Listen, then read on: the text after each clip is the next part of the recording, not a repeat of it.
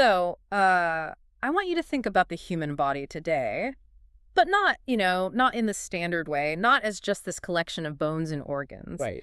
Think about it more like a highly specialized, custom-built engine.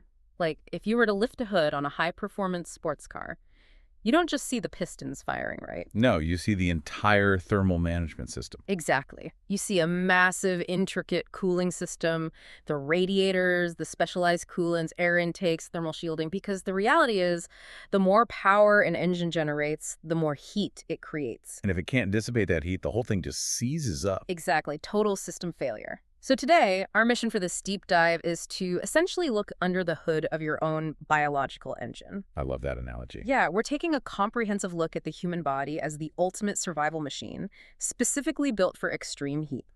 We are going to decode the genetic blueprints that dictate exactly how you, the listener, experience a blistering summer day. Which is, it's a really critical shift in perspective, I think. Yeah. Because we usually define human supremacy by our brains, Right, like language, tool building, all the abstract thought stuff. Exactly. But long before any of that secured our place at the top of the food chain, we had this much more primal, purely physical superpower. Which is crazy to think about because we look so fragile. We really do. But we were, and we still are, the most efficient thermal regulators on the entire planet. Right, which completely upends that traditional view of humans as soft. Because if you put a human next to, say, a cheetah or a horse, we look pathetically outmatched. Oh, hopelessly slow. No claws, no armor. Yeah, in a short sprint, we're dinner. Yeah. But the biological data from the sources tells a completely different story when you factor in extreme temperatures and endurance. Yeah, consider the physiology of a galloping horse. I mean, it's a majestic display of power, obviously. Sure. But it comes at this massive thermal cost. A horse has this enormous volume of muscle mass generating all this friction and metabolic heat, and it's covered in fur. Which is like running a marathon in a winter coat. Exactly. So it relies heavily on respiration, like panting, Yeah. and a much less efficient form of sweating to train and cool down. Right. So if you force a horse to run at a sustained high speed in, say, 40 degrees Celsius heat, which is about 104 degrees Fahrenheit, it will experience catastrophic system failure. It literally breaks down. Literally. Its internal temperature will spike so high that the proteins in its cells actually begin to denature. It will collapse from heat stroke within just a few miles. Wow. Meanwhile, a well-conditioned human being can run a 26-mile marathon in that exact same 40-degree heat, cross the finish line, and, ask for a banana. We just keep running. We just keep going. Yeah. And the reason we can do that is written directly into our DNA, right? It is. Our ancestors evolved on the African savanna, where the midday sun was essentially a lethal weapon. Yeah. And so the dominant hunting strategy for early humans wasn't the ambush or the sprint. It was this thing called persistence hunting. Persistence hunting. Okay, break that down for us. Well, we would identify an animal, maybe an antelope, and we would simply start jogging after it. And we do this during the absolute hottest part of the day. Which seems counterintuitive, but it's because the antelope is trapped in its own fur coat. Precisely that. The antelope sprints away, it builds up this massive amount of internal heat, and then it has to stop in the shade to pant. Just to dump the thermal load. Right. But before it can fully cool down, the human, who's just been jogging at this steady pace, catches up. And the antelope has to sprint again. Exactly. And we repeated this cycle until the animal's biological engine simply melted down. It would collapse from thermal exhaustion. Unable to take another step. Yeah. We conquered our environment not by being the fastest, but by literally turning off the genetic switch for thick body hair and replacing it with millions of specialized sweat glands. That is wild.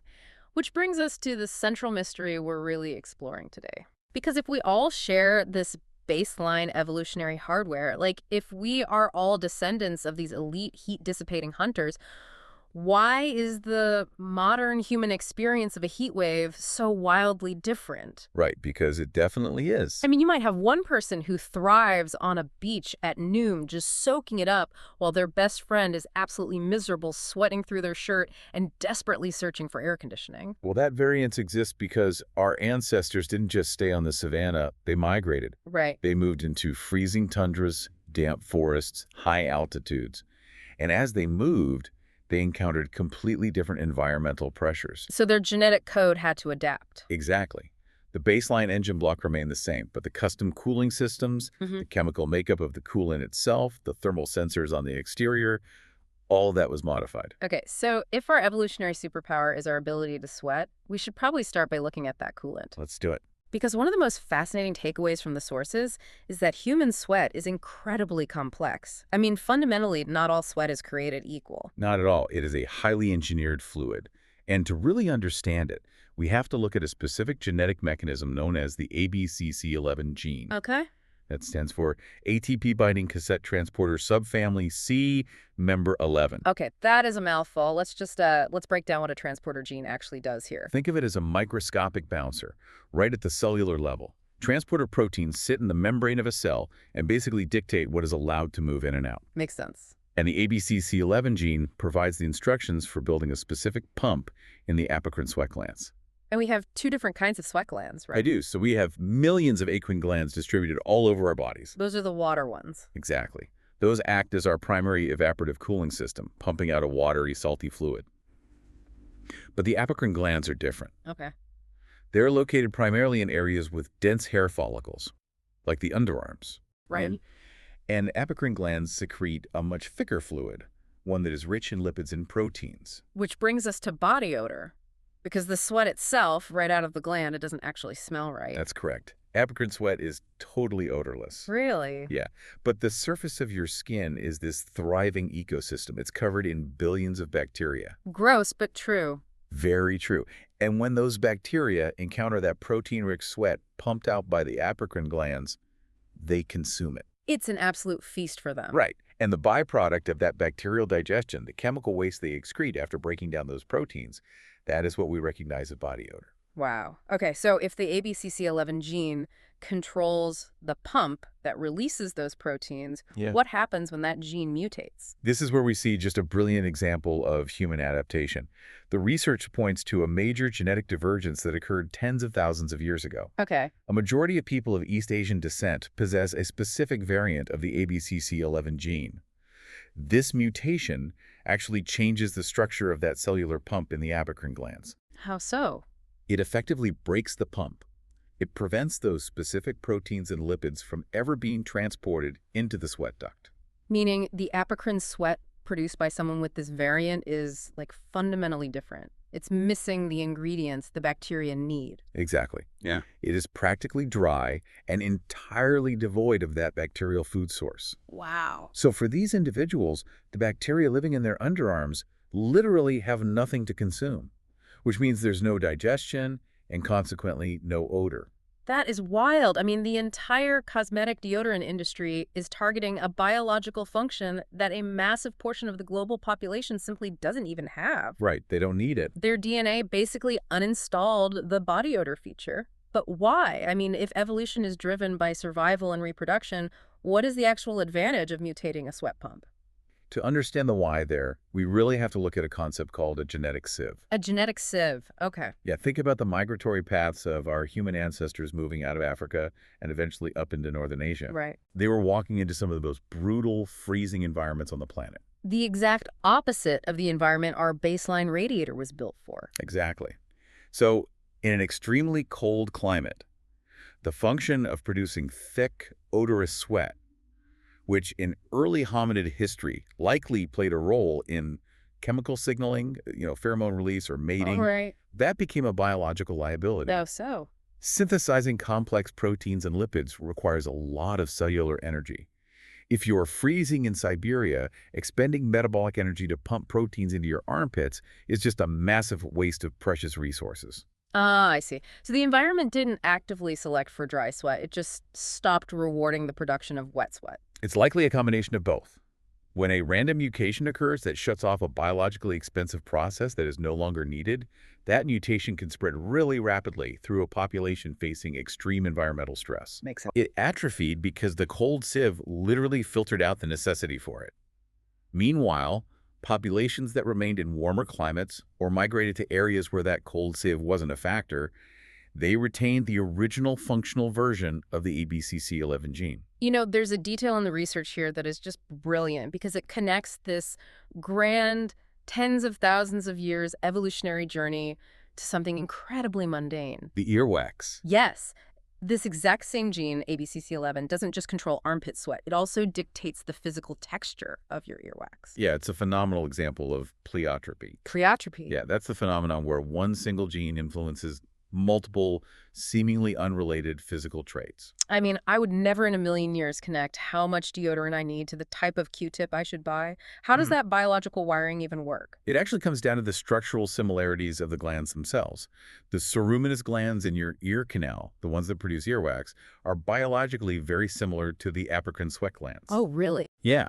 They utilize the exact same ABCC11 cellular pump to transport lipids and proteins to create that waxy substance. Okay, so if you have the genetic variant that breaks the pump in your armpit, that same pump is broken in your ear canal? Exactly, resulting in dry, flaky earwax. Wow. Conversely, individuals with the functional ancestral version of the gene have wet, sticky earwax. It really demonstrates that the human body isn't just this collection of isolated parts. It is a deeply interconnected biochemical network. It really is. You tweak the blueprint for a microscopic cellular bouncer, and it alters everything from how you smell during a workout to the structural integrity of your earwax. It's incredible. It is. So, okay, we've established how our DNA modifies the apocrine system, essentially changing the texture and smell of the fluids we excrete. But if we want to talk about true thermal survival, we need to shift our focus back to the primary cooling system. Right, the acrine glands. Yeah, the millions of acrine glands pumping out water. Because when your internal engine starts to overheat, it relies entirely on the evaporation of that fluid. And this introduces a really critical vulnerability into our survival machine. Okay. Because evaporative cooling is incredibly effective, obviously, but it comes with a steep chemical cost. Because we aren't just sweating pure distilled water. Far from it. Acrine sweat is essentially filtered blood plasma. Which means? When it leaves the gland, it contains a high concentration of electrolytes, primarily sodium and chloride, salt.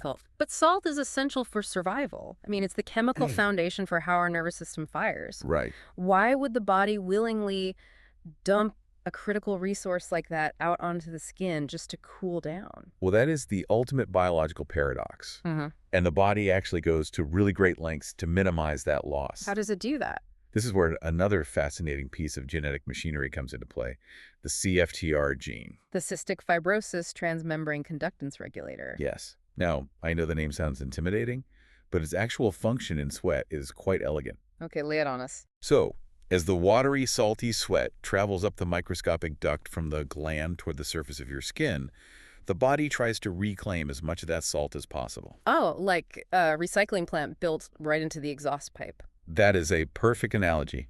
The cells lining the sweat duct use this CFTR protein channel to actively pull chloride ions out of the sweat and back into the surrounding tissue. So it's saving it. Exactly. And because chloride is negatively charged, its movement creates this electrical gradient that pulls the positively charged sodium ions right along with it. The body is just desperately trying to reabsorb the salt before the water evaporates into the air. Right. But for some people, that recycling plant is incredibly inefficient. The research refers to these individuals as salty sweaters. Salty sweaters, and you can easily spot them, right? Oh, absolutely. Yeah. If you've ever seen a runner finish a long race on a really hot day, and their dark shirt is covered in these crusty, white, almost tie-dye looking stains. Yeah. Or their skin feels physically gritty to the touch, you are looking at someone with a variant of the CFTR gene. So what exactly is happening at the cellular level for a salty sweater? Is the CFTR channel just entirely broken? Well, no, it's not entirely broken. If it were, we would be talking about the severe pathology of cystic fibrosis itself. Right. But in these specific individuals, the channel is functionally sluggish, or there are simply fewer of them operating efficiently. So the sweat is moving up the duct way too fast for the channels to grab all the chloride and sodium. So the recycling plant is operating at like half capacity, and all the good stuff is just washing right out onto the skin. Exactly. And the scale of that loss is substantial. Salty sweaters can lose electrolytes up to 3 times faster than someone with a highly efficient CFTR system. 3 times faster? Yes. They are bleeding sodium at a really alarming rate. Which introduces a completely counterintuitive danger. I mean, if you look at any public health warning during a summer heat wave, the absolute golden rule repeated by everyone is drink plenty of water. But reading the breakdown of how CFTR variants work in the sources, it seems like following that generic advice could actually put a salty sweater in the emergency room. It is a classic example of how generalized physiological advice can be quite dangerous when it ignores genetic diversity. Yeah. For a salty sweater who is experiencing heavy exertion in the heat, chugging plain, unsalted water can absolutely trigger a cascading medical emergency. Walk me through the mechanism of that. Like, why does water become dangerous? It all comes down to osmosis and blood chemistry. Okay. Imagine you have a CFTR variant. You're out hiking in extreme heat. Your internal engine's running super hot, so you are sweating profusely. Right. Because your recycling channels are sluggish, you are jumping massive amounts of sodium onto your skin. So your blood sodium levels are steadily dropping. But you feel thirsty, right? Because you're losing all this fluid. You feel intensely thirsty. So you take out this massive canteen of pure fresh water and you drink it down. Your stomach absorbs that water right into your bloodstream. But instead of helping, you have just flooded your circulatory system with a solute-free liquid. Which drastically dilutes the already dangerously low concentration of sodium left in your blood. Exactly. You're basically watering down the battery fluid. That's the great way to put it. That induces a state called hyponatremia. The sodium concentration drops below the threshold required for normal cellular function. And your muscles and nerves are entirely dependent on that specific concentration to carry electrical signals, right? Yes. So when the electrical signals degrade, what happens to the muscle? It short circuits, it misfires, you don't just feel fatigued, you experience severe, acute muscle cramping. Ouch. Yeah, the muscle fiber seize up involuntarily because the chemical gradient required to relax the muscle has literally been washed away. Oh. And in severe cases of hyponatremia, this dilution actually affects the brain, leading to confusion, seizures, and even death. Death. Just from drinking water? Yes, because the neurons literally swell with the excess water. That completely reframes how I look at hydration. If you see someone who just finished a grueling workout in the heat, and they have those white salt rings on their shirt, handing them a giant bottle of purified water isn't doing them a favor. Not at all. They need the specific coolant they are burning through. They desperately need sodium and magnesium. So is a sports drink. A high-sodium sports drink, or even just eating a bag of salty pretzels with their water. That isn't a nutritional cheat day for them. It is a critical intervention to prevent their engine from seizing. It really makes you wonder, though, if a sluggish CFTR channel creates such a massive vulnerability in the heat. I mean, if it makes you prone to cramping and hyponatremia, why would natural selection allow this variant to persist in the human population? That's a great point. Wouldn't the ancient hunters who dumped all their salt just cramp up and get eaten by lions? That is the million-dollar question in evolutionary biology right there. Why do disadvantageous genes persist? Exactly. Well, there are a few theories. One is simply that humans are incredibly adaptable behaviorally. We learn to find salt licks, to consume the blood of animals, to live near oceans. So our behavior compensated for our biology. Right. But another really highly compelling theory involves something called heterozygote advantage. Heterozygote advantage? Meaning what? It's possible that carrying a mild mutation in the CFTR gene, while making you a salty sweater, might have actually provided a survival advantage against certain infectious diseases. Oh, like how the sickle cell trait provides resistance to malaria. Exactly like that. For example, diseases like cholera. Cholera kills by causing massive, rapid fluid and electrolyte loss through the intestines. Which utilizes similar cellular pathways, I'm assuming. Yes. So a sluggish CFTR channel might actually slow down the rate of dehydration caused by cholera, potentially allowing an individual to survive an outbreak. Wait, really? Yeah. So the genetic quirk that makes you cramped during a marathon today might be the exact reason your ancestors survived a plague 1,000 years ago. That is the kind of biological irony that makes genetics so fascinating. Our weaknesses in one environment are literally the echoes of our survival in another. Beautifully put. Okay, so we've covered the internal mechanics of the radiator. We understand how the ABCC11 gene dictates the chemistry of the apocrine glands and how the CFTR gene manages the critical loss of salt during evaporative cooling. Right. But all of this internal plumbing is ultimately reacting to an external threat. The sun. The sun. We need to look at the interface itself. We need to look at the skin and how it handles direct bombardment from the sun. The interface is really where the thermal vulnerability map becomes visually apparent to us. And the most striking example of this is found in the MC1R gene. which dictates the reality of having red hair and fair skin. Yes. Now, everyone knows the surface level observation, right? Redheads don't tan, they burn. But the research dives into the actual neurobiology behind that, and it is astounding. It is. So the MC1R gene stands for melanocortin-1 receptor. Its primary job, as we understand it superficially, is to regulate pigmentation. Most human populations produce a pigment called eumelanin. Which is the darker pigment. Right, a dark brown or black polymer that absorbs ultraviolet radiation and physically protects the DNA in skin cells from damage. So it's natural thermal and radiation shielding? Exactly. But individuals with specific mutations in the MC1R gene produce a completely different kind of pigment called pheomelanin. Pheomelanin. Yes, and pheomelanin is reddish yellow. It provides very little protection against UV radiation, which is why individuals with these variants have pale skin, freckles, red hair, and burn so incredibly easily in the sun. But the gene doesn't just stop at skin color. No, it doesn't. And this is where the genetic detective work gets really interesting, because if it were just about sunburns, you'd call a dermatologist.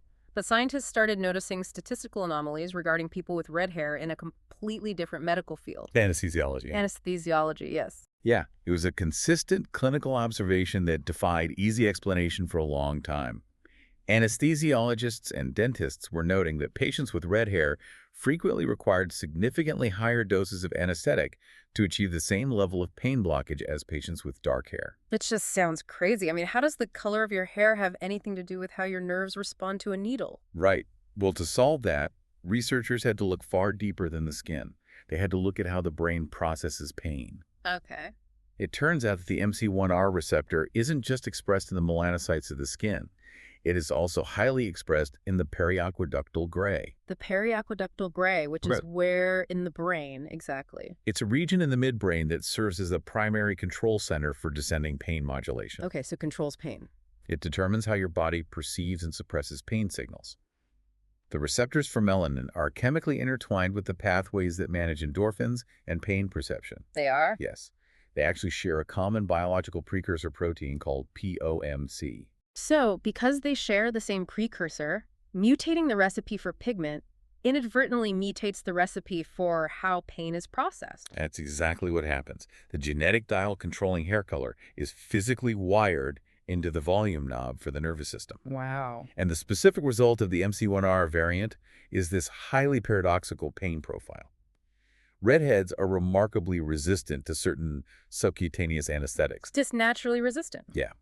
The research shows they can require, on average, up to 20% more anesthesia during dental procedures just to numb the nerve. 20% more. That is a massive physiological difference. It really is. But here's the critical pivot regarding our thermal survival map. While they are resistant to pain relief, their nervous system is hypersensitized to thermal pain. Extreme heat. Yes. When extreme heat or cold is applied to the skin of an MC1R carrier, their pain receptors fire much faster. So they feel it more quickly. Faster and stronger. The signal sent to the brain is interpreted as significantly more agonizing than it would be for someone without the variant. This requires a complete reframing of how we talk about sunburns, or even just being out on a hot day. Absolutely. Because when someone without this variant gets a mild sunburn, it's uncomfortable, their skin feels tight, their brain registers a low-level warning that tissue damage has occurred. Right. But you're saying that for a redhead, that exact same level of physical UV exposure triggers a completely different neurological alarm bell. The alarm is deafening. Their brain interprets the thermal signal as an acute, severe crisis. Wow. They aren't just being sensitive or having a low pain tolerance in a psychological sense. Their actual biological hardware registers the heat at a higher decibel. It creates a tremendous amount of empathy, honestly. You literally cannot know how much a sunburn hurts a redhead because your brain lacks the neurological architecture to feel it the way they do. Exactly. The sun is an active source of heightened agony for them. But in the spirit of biological diversity, the research contrasts this agony with another genetic response to the sun. Driven by the VDR gene? Right, because for some people, the sun doesn't trigger pain, it triggers a literal chemical high. We are looking at the vitamin D receptor gene. So the MC1R gene governs the shielding and the pain response, but the VDR gene governs a metabolic conversion.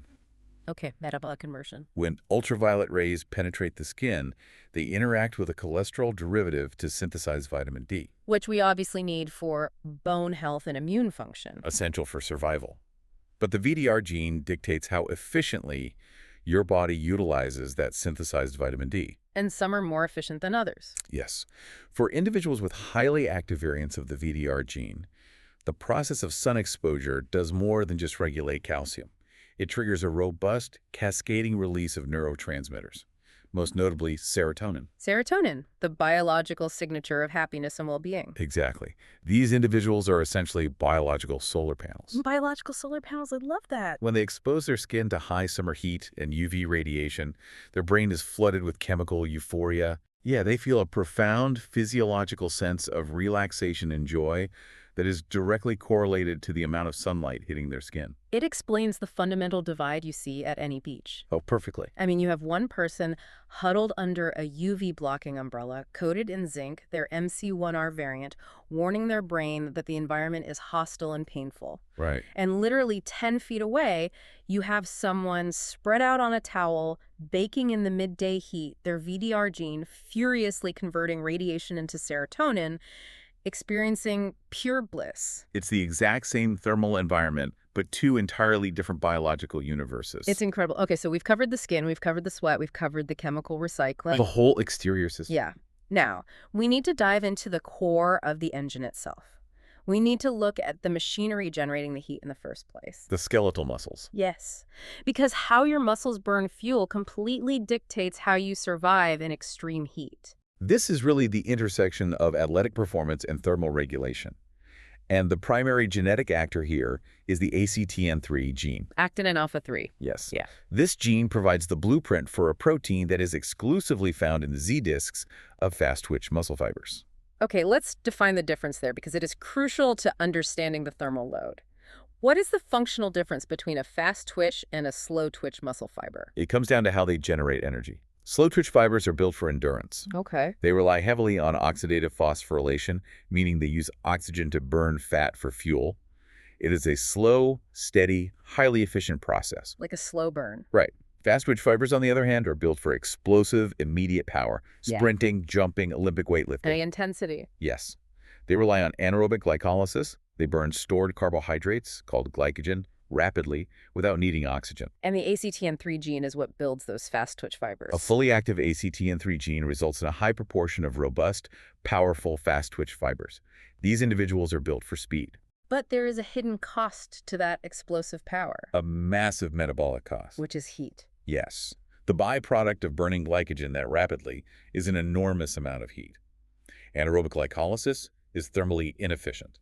So if we take an elite sprinter, someone with a highly active ACTN3 gene packed with fast twitch fibers, and put them on a track in 35 degrees Celsius heat, what happens when the gun goes off? They'll explode off the blocks with awe-inspiring force. Yeah. They will absolutely dominate the sprint. But internally? Internally, their engine is generating heat at a catastrophic rate. Because they are burning glycogen so furiously, their core temperature skyrockets within seconds. Wow. Once they cross the finish line, their internal cooling system, the sweat, the blood flow, is entirely insufficient to handle the thermal load they just created. Their engine is running so hot it literally overwhelms their own radiator. Exactly. They require immediate external intervention. Ice baths, cold towels, moving to an air-conditioned room. They can't cool down on their own. Without that external help, their fast-twitch machinery puts them at an immediate risk for heat stroke. It's like building a drag racing car. Oh, that's a good comparison. You put a massive nitro-burning engine into a lightweight frame. It will absolutely obliterate the competition over a quarter mile. Right. But the engine runs so incredibly hot that it practically melts its own components. You have to deploy parachutes and let it cool down for an hour before it can run again. I would actually extend that analogy. It's not just that the engine runs hot. It's that the drag racer didn't pack enough coolant to handle the spike. Right. Now contrast that with the endurance runners, the stayers. Okay, how does their genetic profile differ? Many elite endurance athletes possess a variant of the ACTN3 gene that actually restricts the development of the alpha-actin-3 protein. So it restricts it. Yes. This essentially limits their fast-twitch capacity and results in a muscle composition dominated by slow-twitch fibers. So they don't have the explosive speed off the line. They don't. But remember how slow-twitch fibers operate? They burn fat using oxygen. The slow burn. This process is rich in mitochondria, and crucially, it generates significantly less acute heat. They are the diesel engines of the human race. Fuel efficient, low RPMs, built for the long haul. Exactly. When a stayer's running a marathon in extreme heat, their internal heat generation is low and steady. It perfectly matches the evaporative capacity of their sweating system. Ah, so they stay balanced. They don't overwhelm their radiator because they aren't dumping massive spikes of thermal energy into the system all at once. So for a stayer, extreme heat isn't a barrier, it is their optimal environment. It really is. Hmm. They can out-endure the sprinter because their engine is designed to operate seamlessly under a continuous thermal load. The drag racer is smoking on the side of the road, and the diesel truck just keeps chugging across the desert. Exactly. But the adaptation doesn't stop at the cellular level of the muscle, does it? The research points out that the actual physical shape of the body, the skeleton itself, adapts to maximize this cooling efficiency. They refer to it as the geometry of survival. The geometry of survival. I love the terminology here. This is where we see the principles of thermodynamics applied to human anatomy. And the most pristine example of this is found in the physiology of elite Kenyan endurance runners. Right. Specifically those from the Kalenjin tribes, right? Living at high altitudes near the equator. Exactly. We know they have the genetic predisposition for the slow-twitch, fat-burning engine, but how does the geometry of their bones help them survive the heat? It comes down to a biological principle known as Allen's rule. Allen's rule, what's that? It's an observation that animals adapted to hot climates often have longer, thinner limbs compared to those in cold climates. Why does limb length matter, though? It is entirely about the surface area to volume ratio. Oh. The volume of your body, your muscle and organ mass, is what generates heat. Right. The surface area of your body, your skin, is where you dissipate that heat. So you want maximum skin and minimum internal mass. Precisely. If you look at the physical architecture of these elite runners, they possess remarkably long, lean extremities relative to their torso size. Really? Yeah, their legs and arms act like the thin metal fins on a car radiator. Wow. They are physically structured to maximize the amount of surface area exposed to the air. Combine that structural geometry with an incredibly dense network of capillaries, the tiny blood vessels that run just beneath the surface of the skin. Yeah. And you have an unparalleled mechanism for shedding heat. The slow twitch muscles generate a low, steady heat. The blood carries that heat to the massive surface area of the long limbs, and the sweat evaporates it away. And the data on this from the sources is just staggering. It really is. The research indicates that this specific geometry allows these runners to release heat into the atmosphere up to 15% more efficiently than a runner with European ancestry. Right, who typically has a stockier, more compact build adapted for retaining heat in cold northern climates. A 15% advantage in heat dissipation during a 2-hour marathon in the sun. That is a practically insurmountable biological edge. It is pure evolutionary engineering. It is incredible. I mean, we've traced this journey from the microscopic mutation breaking a protein pump in an apocrine gland to the chemical tug-of-war over salt in the sweat ducts. To the neurobiology of how melanin receptors talk to the pain centers of the brain. All the way out to the macroscopic physics of how limb length alters thermal dynamics. It completely changes how you look at a crowd of people. Doesn't it?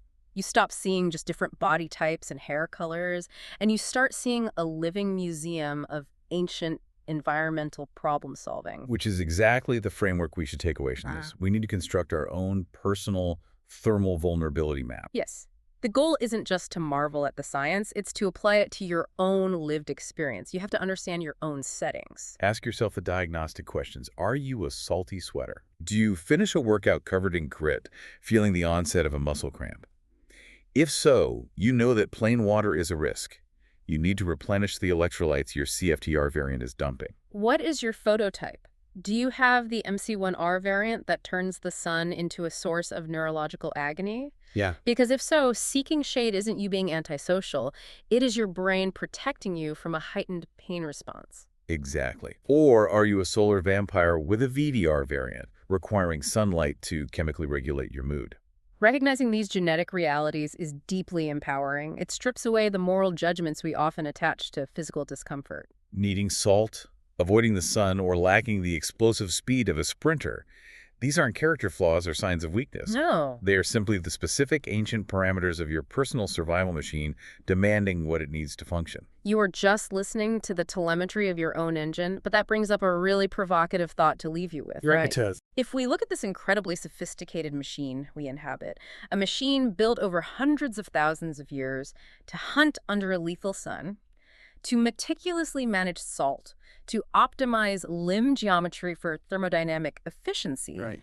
what happens to all of that evolutionary programming today? It creates a profound environmental mismatch. Because the vast majority of us are not persistence hunting on the savannah anymore. Definitely not. We spend 90% of our modern lives inside climate-controlled, air-conditioned environments.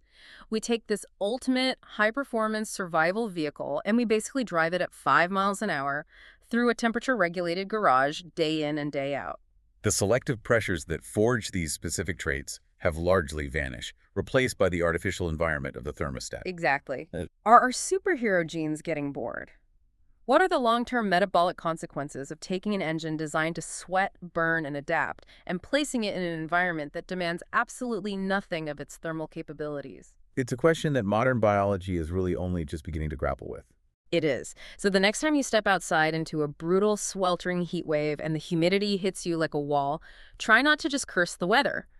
Take a second to appreciate the magnificent, custom-built radiator you are walking around in. Absolutely. Because long before modern medicine or air conditioning existed, your DNA was quietly, relentlessly engineering the perfect invisible cooling system to ensure that you would survive the sun.